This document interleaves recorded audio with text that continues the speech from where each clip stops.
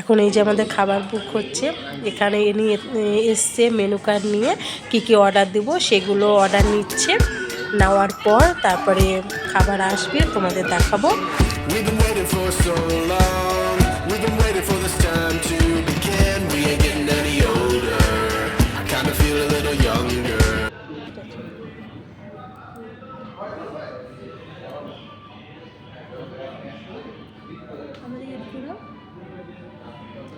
Dinner করতে এসেছি, surprise দিচ্ছে।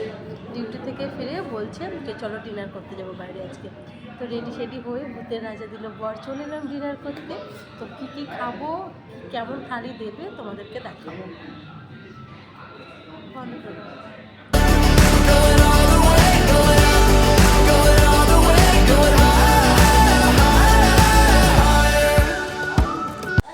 হ্যাঁ, তো এই যে আমাদের থালি চলে এসছে, দেখো কি সুন্দর সাজানো, খুবই ভালো লাগছে। খাওয়ার থেকে আমার তো এত দেখতে ভালো লাগছিল যে আর খেতেই ইচ্ছে করছিল না, এত সুন্দর দেখতেই এত ভালো লাগছিল।